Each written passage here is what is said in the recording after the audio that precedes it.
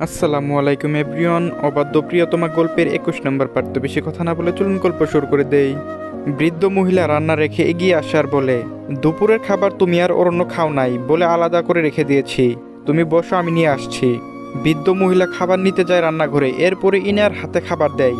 ইনা কৃতজ্ঞতা প্রকাশ করে খাবার নিয়ে সিঁড়ি দিয়ে উপরে চলে যায়। রুমে প্রবেশ করে ইনায়া, অরণ্য এখনো আগের মতো করে শুয়ে আছে। ইনা খাবার হাতে করে সামনে যায় অরণ্যর।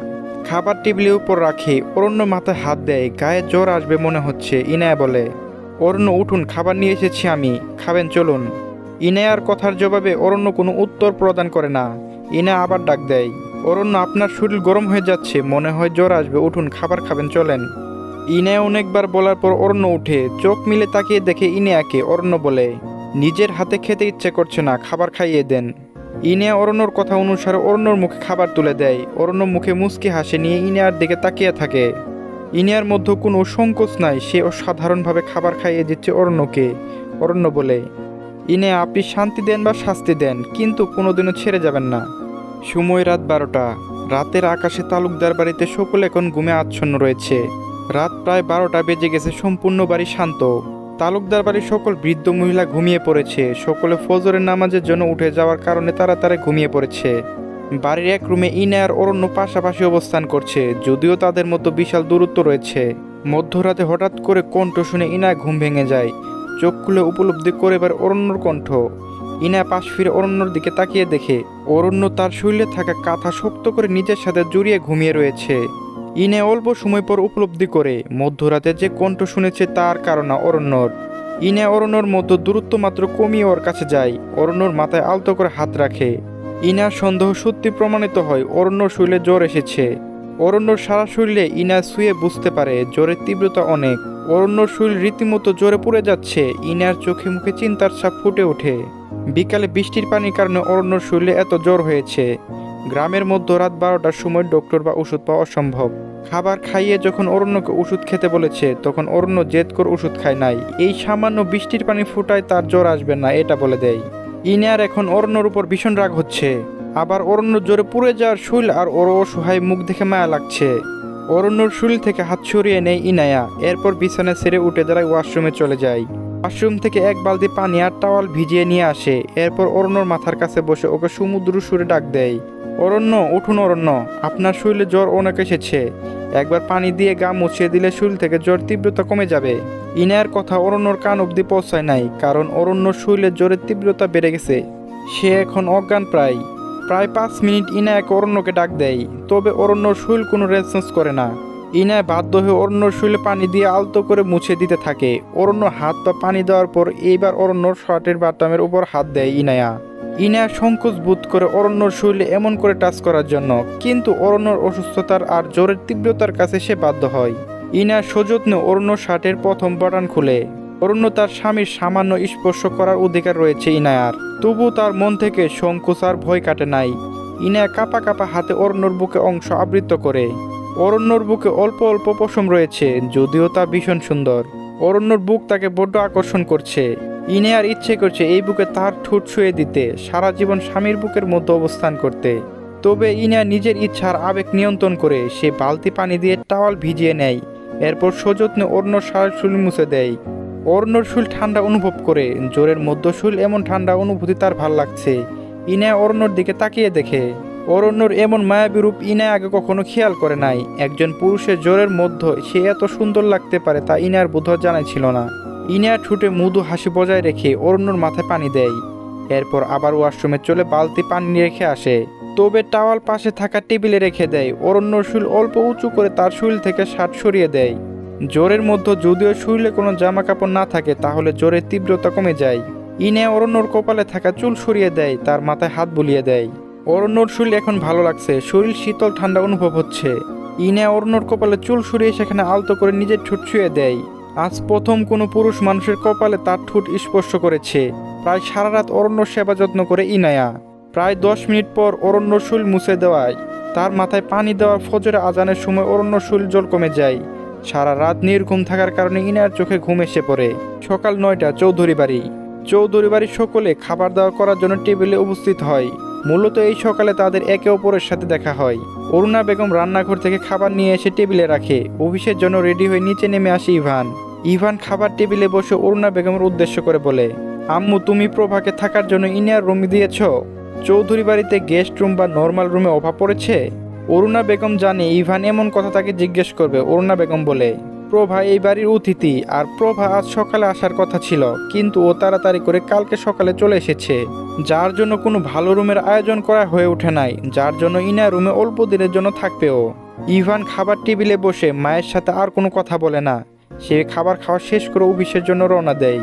চৌধুরী বাড়ির সামনে ইভানের গাড়ি দাঁড়িয়ে রয়েছে। বাড়ির সদর দরজা পার হয়ে ইভান গাড়িতে উঠে বসে। ড্রাইভার যখন গাড়ি ছাড়বে অফিসের উদ্দেশ্য, তখন একজন মেয়ে এসে গাড়ির কাচের জানালা নক করে। ইভান বিরক্ত করে কাজ সরিয়ে দেয়। সেখানে আর কেউ না, প্রভা ছিল। ইভান বলে, কি হয়েছে প্রভা, গাড়ির কাছে এমন শব্দ করছেন কেন? ইভানের কথার উত্তরে প্রভা বাচ্চাদের নেই বলে ওঠে, সরি ইভান আপনাকে বিরক্ত করার জন্য, কিন্তু আজকে আমি চৌধুরী কোম্পানি জয়েন করব। সকালে ঘুম থেকে উঠতে দেরি হয়ে যাওয়ার কারণে রেডি হতে দেরি হয়ে গেছে। যখন আপনি অফিসে যাবেন আর আমিও যাব, আমরা কি একসাথে যেতে পারি? প্রভার কথা শুনে ইভান যথেষ্ট বিরক্ত হয়। ছোটবেলা থেকে মেয়েদের থেকে যথেষ্ট দূরত্ব অবলম্বন করে চলে এসেছে সে। তবে ইভান প্রভার উত্তরে না করতে পারে না, কারণ প্রভা বাড়ির অতিথি। ইভান বলে, ওকে গাড়িতে উঠে বসুন। ইভানের সম্মতি পেয়ে প্রভা গাড়িতে উঠে বসে। ড্রাইভার গাড়ি চালানো শুরু করে। ইভা আর প্রভা দুজনে নীরব। তবে প্রভার চোখে এখনো ঘুম রয়েছে। বিদেশে তার এত সকালে ঘুম থেকে ওঠার অভ্যাস নাই, যার জন্য প্রভা গাড়িতে হেলান দিয়ে চোখ বন্ধ করে ঘুম কাটানোর চেষ্টা করে। প্রায় 10 মিনিট পর ইভান খেয়াল করে প্রভা ঘুমিয়ে পড়েছে, তবে তার মাথা গাড়ি ঝাঁকুনির কারণে পড়ে যাচ্ছে। ইভান তার হাত দিয়ে প্রভার ঘুমন্ত মুখ ধরে ফেলে। এরপর এগিয়ে গিয়ে যায় প্রভার কাছে। ঘুমন্ত প্রভা তার মাথা রাখে ইভানের কাঁধে। ইভান প্রথমে বিরক্ত হয়, পরে প্রভার ঘুমন্ত মুখ দেখে শান্ত হয়ে যায়। বাচ্চা মেয়েদের মতো ঘুমিয়ে রয়েছে প্রভা। প্রভা যা দেখে সমুদ্র হাসি দেয়। তালুকদার বাড়ি। সকালে মিষ্টি রোদ অরণ্যর চোখে পড়ে। অরণ্যর ঘুম ভেঙে যায়। চোখ খুলে তার মাথা ব্যথা করছে। অরণ্য টেবিলে ঘড়ির দিকে তাকিয়ে দেখে সকাল 9টা বেজে গেছে। অরণ্য যখন বিছানা ছেড়ে উঠতে যাবে, তখন চার চোখ যায় তার বুকে ঘুমিয়ে থাকা ইনায়ার দিকে। অরণ্যর বুক জুড়ে ইনায়ার দখল রয়েছে। অরণ্য প্রথমে অবাক হয়, কারণ তার শরীরে শার্ট না থাকায়। পরে ঘরের মধ্যে মগ আর ভিজা টাওয়াল দেখে বোঝা যায় বৃষ্টির পানি শরীরে পড়ার কারণে তার জ্বর এসেছে। প্রায় অনেক সময় অরণ্য ইনায়ার ঘুমন্ত মুখের দিকে অবলোক তাকিয়ে থাকে। এরপর ভাবে যদি ইনায়া ঘুম থেকে উঠে তাদের দুজনকে এমন অবস্থায় দেখে, তাহলে অনেক লজ্জায় পড়ে যাবে। অরণ্য নিজের বুকের উপর থেকে ইনার শরীর ধীরে ধীরে সরিয়ে দেওয়ার চেষ্টা করে, যার ফলে ইনার ঘুম ভেঙে যায়।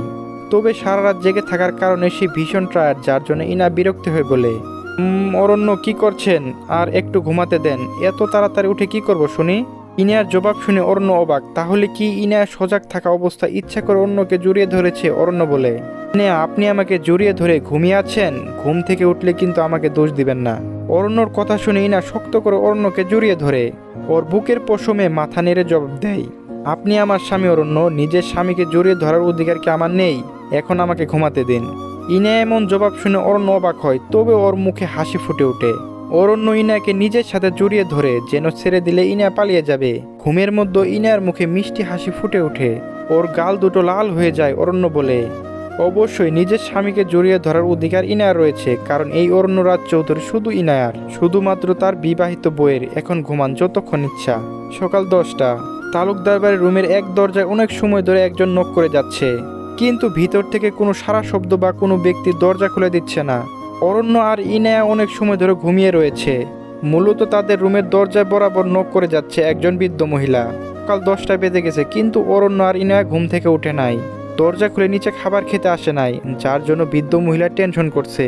দরজার শব্দ ক্রমশ বেড়ে যাচ্ছে। ঘুমের মাঝে দরজায় এমন শব্দ শুনে যথেষ্ট বিরক্ত হয় অরণ্য। কপাল কুঁচকে চোখ খুলে দেখে তাকে শক্ত করে জড়িয়ে ধরে রয়েছে ইনায়া। ঘুমন্ত ইনায়াকে দেখে অরণ্য বিরক্ত হয়ে যাওয়ার চেহারা বদলে যায়। অবশ্য ইনায়ার দিকে এক রাশ মুগ্ধতা নিয়ে তাকিয়ে থাকে। ঘুমন্ত ইনায়াকে দেখতে অসম্ভব সুন্দর লাগছে। ইনায়ার কপালে আসা ছোট ছোট চুল কানের পিছনে গুজে দেয় অরণ্য। কিন্তু দরজার শব্দের কারণে তাদের মধুর সময় বেশি খুব স্থায়ী হয়ে ওঠে নাই। অরণ্য বিছানা ছেড়ে উঠে দাঁড়ায়। এরপর শৈলের শার্ট জড়িয়ে দরজার কাছে যায়। অরণ্য দরজা খুলে দেয়। সামনে কয়েকজন বৃদ্ধ মহিলা দাঁড়িয়ে রয়েছে। অরণ্য সৌজন্য সাক্ষাৎ হাসি মুখে বলে, কি হয়েছে নানুমণিরা, কোনো সমস্যা? বৃদ্ধ মহিলারা রুমের ভিতরে তাকিয়ে দেখে ইনিয়া ঘুমিয়ে রয়েছে। আর অনন্যকে দেখে মনে হচ্ছে সে সুস্থ আছে, বৃদ্ধ মহিলা বলে। সরি অরণ্য বাবা, তোমাদের বিরক্ত করার জন্য দুঃখিত। আসলে সকাল 10টা বেজে গেছে, কিন্তু তোমরা খাবার খেতে আসো নাই, যার জন্য ডাকতে এসেছি তোমাদের।